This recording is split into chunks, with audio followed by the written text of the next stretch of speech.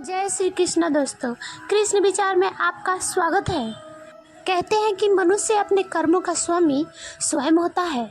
वह अपने ही कर्मों का विरासत पाता है और कर्मों से ही उत्पन्न अपने कर्मों के बंधन में बंधते चला जाता है।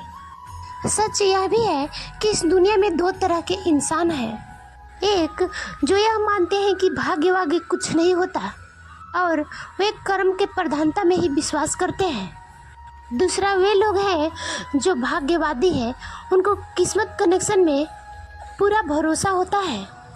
उनको दृढ़ विश्वास होता है कि जो भाग्य या किस्मत में होगा वही मिलेगा।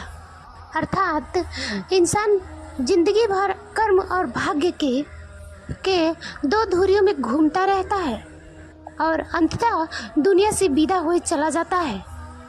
आज का युवा भी यही सोचता है कि बिना कुछ किए ही वह सब मिल जाए जो वह चाहता है, लेकिन ऐसा बहुत कम लोगों के साथ ही होता है। दोस्तों, पूरी कहानी सुनने के लिए अंततः बने रहें। एक बार एक गांव में ब्राह्मण और ब्राह्मणी रहते थे। वह दोनों बहुत ही गरीब थे। वह दोनों बहुत ही अच्छे विचार वाले थे और हमेशा नेक कर्म किया करते थे। दोनों ही अपने जीवन में बहुत ही खुशहाल जीवन जीते थे। ब्राह्मण की शादी हुए 12 साल हो गए थे। एक दिन उसकी पत्नी बोली, पतिदेव, आप तो शंकर भगवान के इतना पूजा किया करते हैं, परंतु उनसे कुछ मांगते क्यों नहीं है? तो उनकी पत्नी बोली कि मैंने तो ये प्रण रखा है कि मैं कभी भी भगवान से कुछ नहीं मांगूंगा।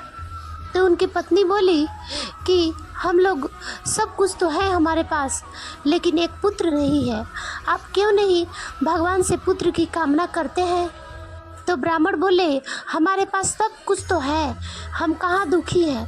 उनकी पत्नी बोली कि आपको पता नहीं है, परंतु मुझे बहुत दुख होता है। हम लोग को अब तक एक पुत्र नहीं हुआ है। आप भगवान से एक पुत्र की कामना कीजिए।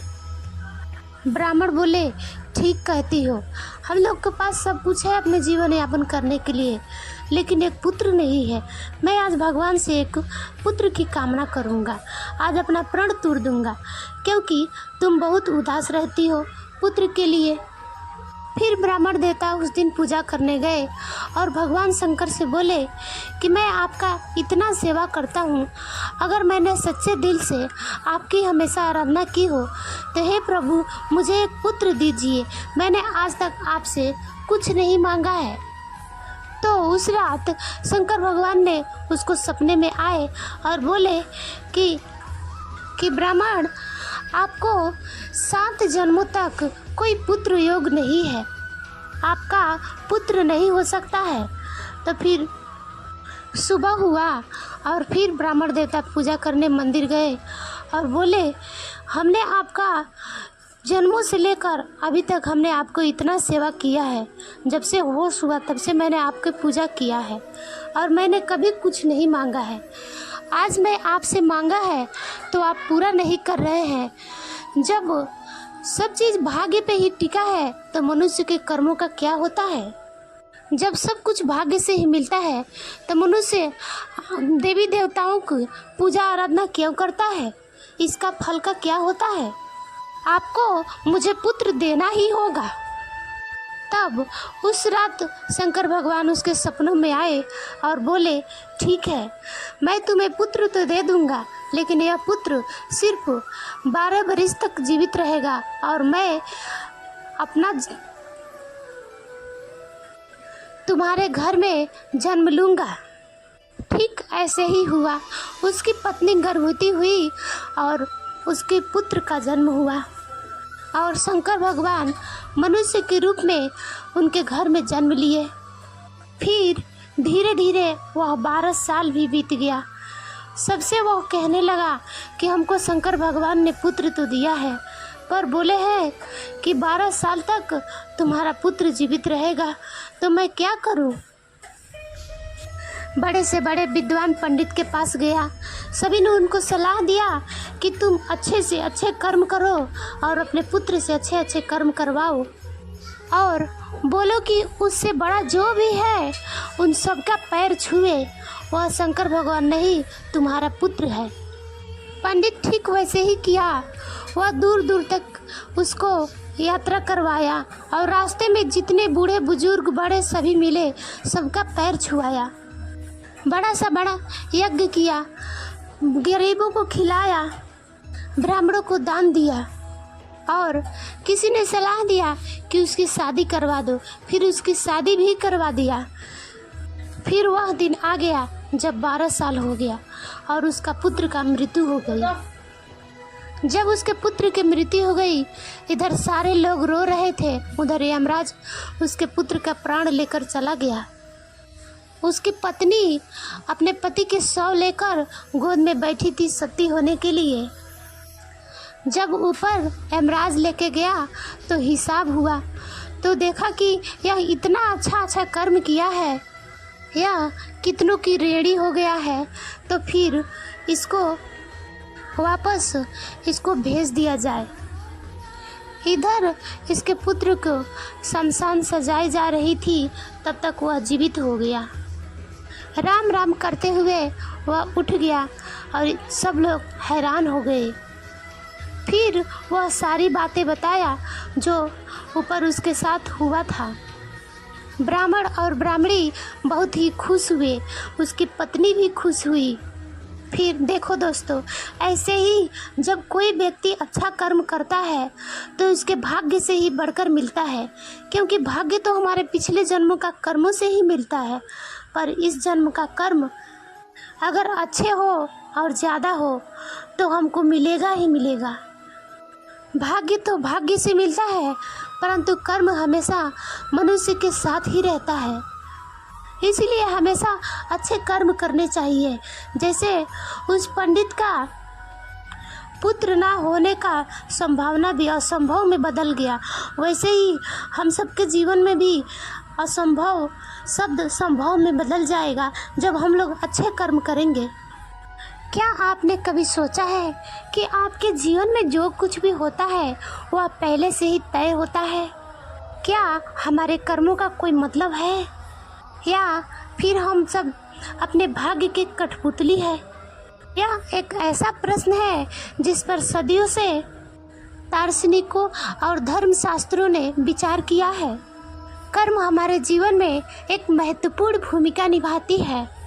हमारे दिए हुआ प्रत्येक कार्य का परिणाम होता है जो भविष्य में हमारे अनुभवों का आकार देता है। लेकिन दूसरी ओर हम यह भी सीखते हैं कि हम अपने कर्म के स्वामी हैं। हम अपने विचारों, शब्दों और कार्यों को चुनने की शक्ति है और यह विकल्प हमारे जीवन के पाठ्यक्रम को बदल सकते हैं। तो क्या भाग्य का लिखा कभी नहीं मिटता? तो चलिए आगे बढ़े और इस कहानी को सुने। यह आपके जीवन और इसके रहस्यों के बारे में नए तरीके से सोचने पर मजबूर कर सकती है। एक बार की बात है, एक विशाल राज्य में एक शक्तिशाली राजा शासन करते थे। अपनी प्रजा के बीच वह अपने बुद्धि और पराक्रम के लिए जाने जाते थे।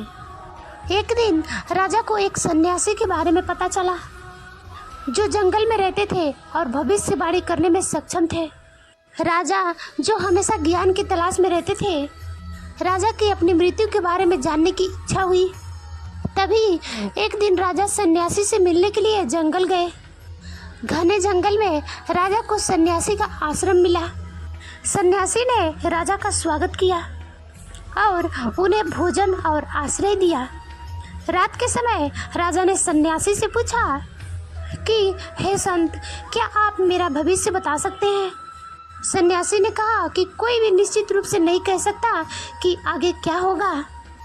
राजा निराश थे, लेकिन उन्होंने हार नहीं मानी। उन्होंने सन्यासी से पूछा, तो क्या आप मुझे बता सकते हैं कि मेरी मृत्यु कब होगी? सन्यासी ने एक गहरी सांस ली और कहा, आपकी मृत्यु तीसरे दिन सूर्य की पहली किरण के साथ होगी। यह सुनकर राजा सन्न रह गए। उन्होंने सन्यासी को धन्यवाद दिया और जल्दी से महल लौट आए। महल में राजा ने मंत्रियों को बुलाया और वो सन्यासी के भविष्यवाणी के बारे में बताया। मंत्रियों ने राजा को शांत करने की कोशिश की, लेकिन राजा डर गए थे। उन्होंने महल को एक किले में बदल दिया और किसी को भी अंदर या बाहर जाने की अनुमति नहीं दी और हर संभव तरीके से मृत्यु से बचने की कोशिश की। इस चौंकाने वाले रहस्य को सुनकर राजा को बहुत दुख हुआ। उन्हें यह बात हजम नहीं हुई। वह मौत से बचना चाहते थे और उन्होंने तुरंत विद्वान पंडितों और शास्त्रों के विशेषज्ञों को अपने पास बुलाए। उन्होंने उनसे मृत्यु के बचने के तरीके और उपाय सुझाने को कहा। पंडित मृत्यु से बचने के लिए विचार बंधन करने लगा। एक पंडित ने एक विशाल यज्ञ और अनुष्ठान का सुझाव दिया।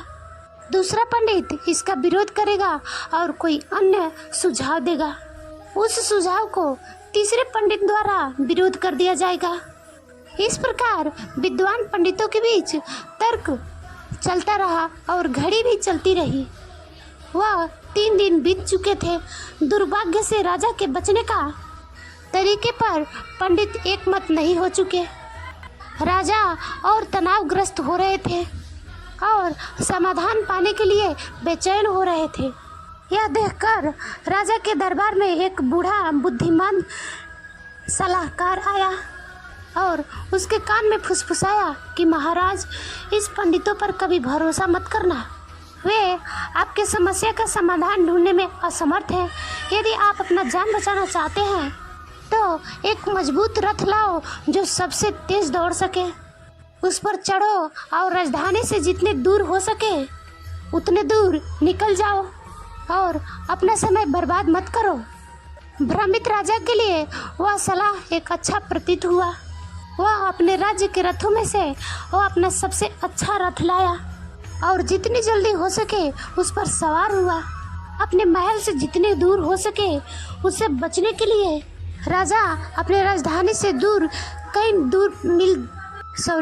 कई मील दूर जा चुका था। घोड़े और राजा दोनों थक गए थे।